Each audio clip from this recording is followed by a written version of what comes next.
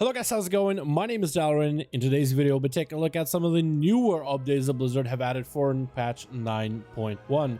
We have a blue post as well as a Wowhead post that talks about and looks at all the changes that we've gotten for classes. And it was a little bit of delayed this week. Normally Blizzard does a Tuesday or Wednesday update, but looks like they delayed it to a late Thursday. And they have a brand new blue post on some of the PvE things and PvP things they want to do for a variety of classes.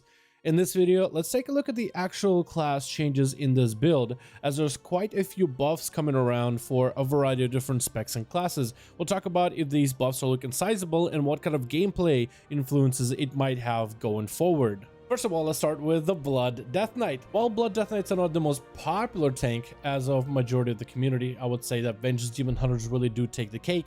Blood Death Knights are a pretty fun class. They have a lot of self-healing, and in the right hands, they can definitely feel sturdy. But generally, they are kind of, their health yo-yos around back and forth. They're really cool, but I wouldn't really call them popular, and most websites don't really rank them super highly in the tanking meta, at least currently in this rate tier. In the blue post, Blizzard said they're buffing the output of DK damage for Blood DK by 6%. However, in the Wowhead, it looks like it's an aura buff. Aura technically modifies your damage and healing, so I wonder if this is just a damage profile increase or if this is a damage and a healing increase. We'll have to find out in the future, but looks like a 6% at least damage buff for Blood Death Knights, probably not going to help their popularity. And what do you know, Blizzard actually decided to buff Survival Hunter. Survival Hunter is one of the specs that kind of struggles in single target, and I was really hoping that Blizzard would add him some kind of maybe a passive or some kind of a new ability, or maybe even rework how the rotation functions in order to make the spec feel a little bit better. With Survival Hunter, however, it looks like they buffed the damage of your Raptor Strike, Kill Command, Mongoose Bite, and Flank and Strike by 15%. Is that going to be enough? Hard to tell. Technically, in single target, your Mongoose Bite, or if you're playing, let's say, Tiplet Spear, Raptor Strike is a big focus of your single target damage. Together with Alpha Predator, I guess it does make Kill Command quite a bit of your damage as well as Hunter. I tried out Mongoose Bite, tried to see just how much damage that can do on a singular target. You can make some numbers happen. There's technically a conduit that can increase the damage of your with Sting and Strike, Raptor Strike, or Mongoose Bite damage by 8%. Actually, it's I think normally 7 to 200. Also, Flank and Strike got buffed by 15%. I don't know a single Survival Hunter that actually uses this ability. Technically, Blizzard is buffing your single target output by making the two abilities you use a lot in single target hit harder, but I was kind of hoping maybe a bit more of a redesign, kind of like what Shadow Priest got going from BFA into Shadowlands, and maybe we'll still see something like that for Survival Hunter. Maybe the Flank and Strike and the Nesting Rare Legendary could have some uses because that is a lot of energy regen.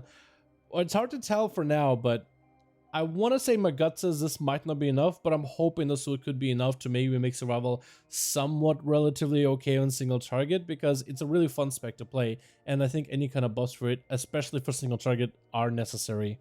But they did add a new ability for the Pterodact pet family, which is only available to Beastmaster Hunter. But basically, if you have a Pterodact pet, you're able to give yourself Slowfall permanently and constantly.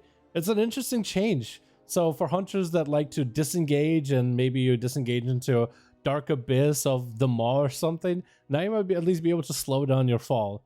This is a really cool change, and kind of came out of surprise out of nowhere. And then we have Shadow Priest buffs. Now with Shadow Priest, I don't have a max one at max level, so I'm not going to pretend like I really know the specs super well. But I've talked to a couple of guildies, people that are more knowledgeable of the specs, so I kind of got a basic idea of how they feel about the changes.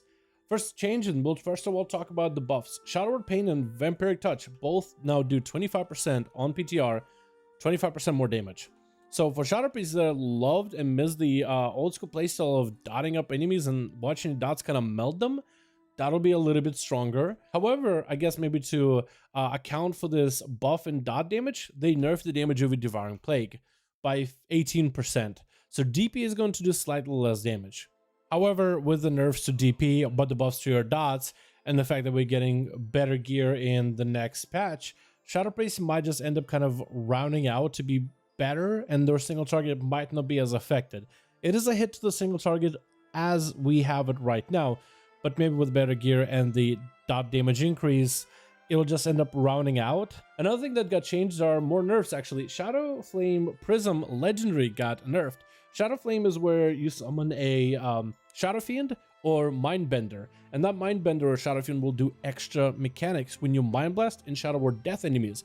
They'll teleport behind the target, slashing 5 enemies around with Shadow Flame damage, and every time you trigger that kind of response from your Shadow Fiend or Mindbender, their duration is increased by 1 extra second.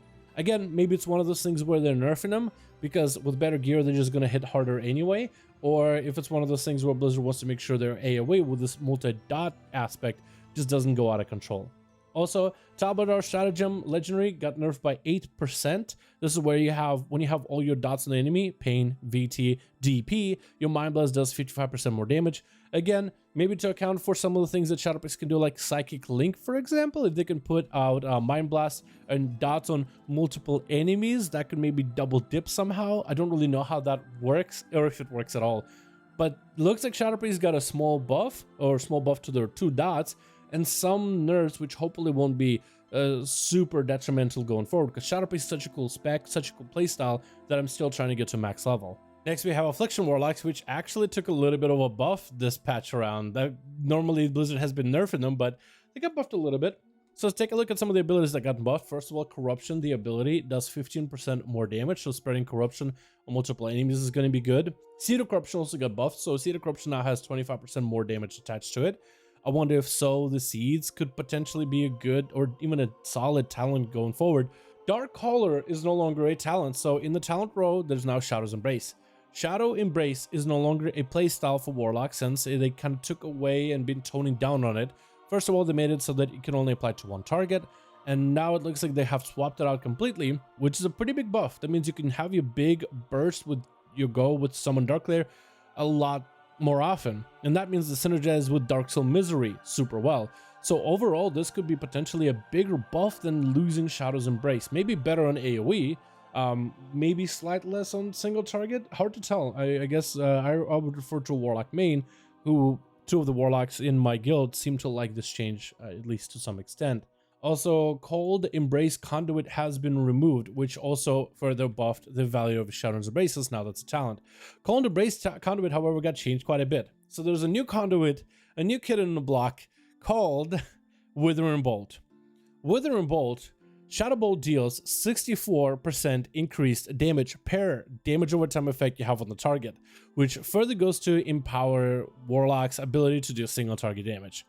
Technically, Shadow Bolt isn't your hardest hitting ability, but it's a decent filler ability, and this, with this Conduit, can do up to 64% per damage over time effect. So if I put Corruption on the enemy, and I hit him with a Shadow Bolt, it should do, I don't know how much damage, 1,800, 1,080. When I put 2 dots on the enemy, it should do a little more damage, and it is doing a little more. So if I put up 3 dots and I hit him with a Shadow Bolt, it should do more damage. It's very similar to like Malefic Rapture, and as you saw, I got a Nightfall proc. Some Warlocks have been playing around with Nightfall. Hey, Shadow Bolt could actually kind of hit hard. What if you got Nightfall procs? How hard could you hit? So quite a lot of Warlocks have been trying to put together maybe a playstyle and messing around with it on PTR. Together with the padded wraps of Malefic Wrath, the Malefic Wrath Lego, Malefic Rapture increases the damage of your Shadow Bolt by 35% for 10 seconds, stacking up to 3 times. So you can increase it up to what looks like 105% it is. So what if you put up a bunch of dots on the enemy, and I actually have a build with Siphon Life, Phantom Singularity, which hopefully applies properly, Dark Soul Misery. I don't really know if I really need to Dark Soul Misery here, but I'm just going to go for full setup with dots and try to see if I can make a setup work here. Here we go. We already got Nightfall proc. Let's just go every single dot in the game. Every single dot. Extend those dots. Malefic Rapture, Malefic Rapture, Malefic Rapture, and then Shadow Bolt. 17k crit. So, Warlocks have been able to get quite a bit of damage out of the Shadow Bolts recently, when an enemy is fully dotted, which is very, very interesting. And I also didn't even get to combine the aspect of Decimating Bolt into this, and hopefully I'll get a proc here. I did get a proc. Hold on. Yeah. And 12k. So 12k with a crit would have been a pretty decent hit. But you can see Shadow Bolts can crit for quite a lot. And apparently somebody was able to crit for 60k with a Shadow Bolt, which is very interesting to say the least. But yeah, totally an interesting combo we got was for Shadow Priest, for Affliction Warlocks, where now they should maybe do more damage or less. I don't really know, because they've gotten nerfed pretty hard at the beginning with Malefic Rapture, and maybe Blizzard is trying to give them a little bit more output with this change. Definitely an interesting update. Also, one more Dark Pact, they buffed it even more, so it's supposed to be 316% shield instead of 216, so they're trying to make this one even better as a talent, since it's not really as competitive as Demon Skin or Burning Rush. So they're really trying to make Dark Pact a decent defensive to use, and maybe it'll be really good in PvP, who knows. Definitely an interesting array of changes though. Then we have quite a few changes to the Arms Warrior. The Arms Warrior got quite a few updates. So for the Arms Warrior itself, and this is only Arms Warrior, they said PvE changes that are not supposed to have any impact in PvP. So this is interesting because Arms Warriors are pretty good for PvP right now, but in PvE, in raids, in dungeons, they're a little bit of a hit or miss. They can be fun, but not always like really good. So take a look at some of the changes. Your base abilities like Mortal Strike got an increase by 10% in non-PvP situations. More single target damage, but also potentially more cleave with Sweep and Strike, so that's pretty nice. Also, your Mastery Deep Wounds, the actual bleed damage has been increased by 10%, which the bleed has mostly been done away with this expansion. In BFA, the bleed was a pretty big counterpoint of your damage. Now the bleed mostly increases the damage you already do. But the bleed is still, you know, it's still portion of your damage for sure. And buffing that by 10%, I mean, that's a 10% bleed for everybody that gets hit by it. Cleave, single target, you name it. Overpower. This one actually does have a impact in PvP though. This one is also being increased by 10%. Mostly a single target ability. But it does also, you know, hit harder in PvP as well. So that's a slight buff there. Also, execute damage increased by 10%. This does not apply to Condemn Venthyr Warrior. So if you already play Condemn as an ability, it already hits pretty hard. But if you are a Night Fae Warrior, if you're a Kyrian Warrior, or a Necrolord Warrior like I am on this character, you actually should be able to do quite a bit of extra damage with your execute window. Now, I still think the Venthyr Warrior will generally have an advantage in that department, but it is nice that they're trying to make the other builds and other playstyles just a little bit better, just because how Condemned Warrior is just overwhelmingly good for warriors right now. So having the other specs be at least a little bit competitive in some regard is kind of nice, not gonna lie. I don't know if it'll actually fix the disbalance between warriors super easily. I don't really know if it'll be enough, but at least it's a step in a direction in order to try to help make Arms Warriors a little bit better for PvE purposes. And maybe we'll see more Arms Warriors trying out different covenants, because again, Venthyr had just grabbed warriors by the clutch and is not letting them go at all. So potentially in the future we could see maybe more warriors out there. Also, I'm probably running Bronze talents completely. I don't even know what these talents are, to be honest. But yeah, definitely an interesting change for warriors for the arms variety. Then we got some small PvP adjustments for a variety of different classes, and like a couple new honor talents getting added. So first one is going to be, I believe it's called Glimpse for Demon Hunters. Glimpse, where Vengeful Retreat provides immunity to control loss of control effects and reduces damage taken by 75 until you land. Demon Hunters have generally been a very slippery class, and back in the day of BFA, they actually had this ability where you actually could, let me get some Fury real quickly just to generate some resources. You had the ability where you would use Blade Dance, you actually got 100% dodge chance. Now Blizzard tried to see if they could maybe remove it out of the game and relegate it to demon form, so then all Demon Hunters would do is just go demon form and try to use Blade Dance, but, well, actually transform to Death Sweep. But then they removed the whole dodge mechanic out of it altogether.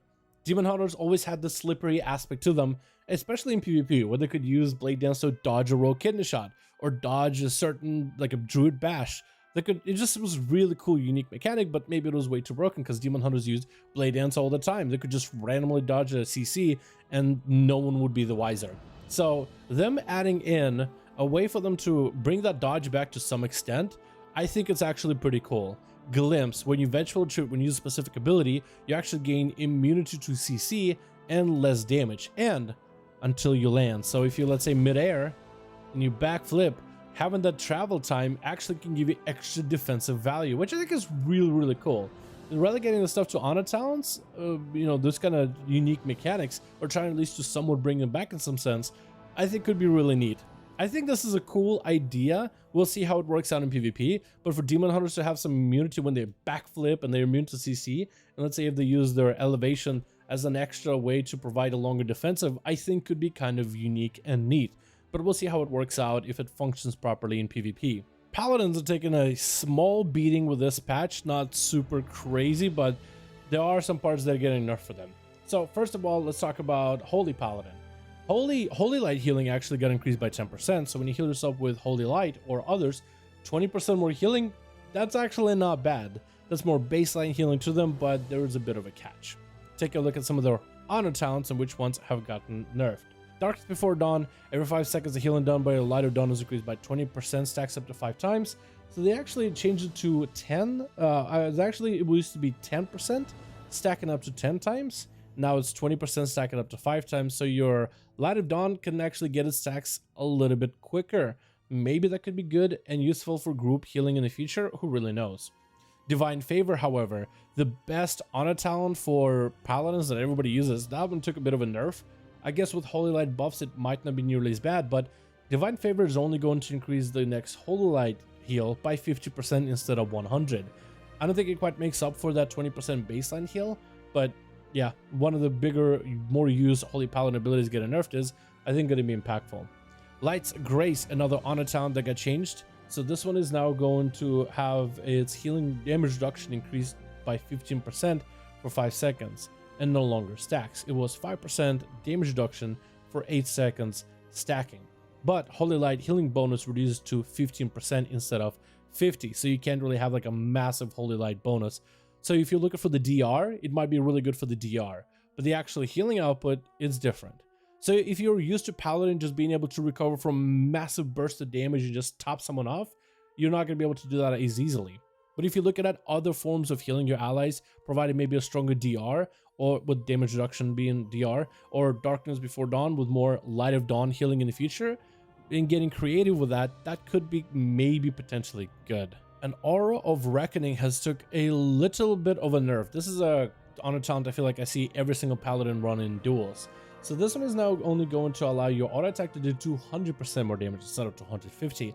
A slight nerf, which I think is still going to make this the go-to talent. I think that one of the better aspects is the Avenging Wrath for 6 seconds.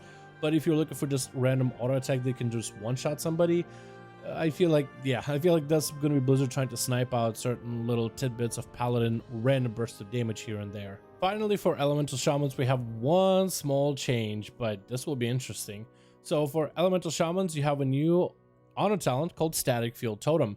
1 minute cooldown, summons a totem with 5% of your health at the target location for 6 seconds. That forms a circuit of electricity that enemies cannot pass through. Interesting.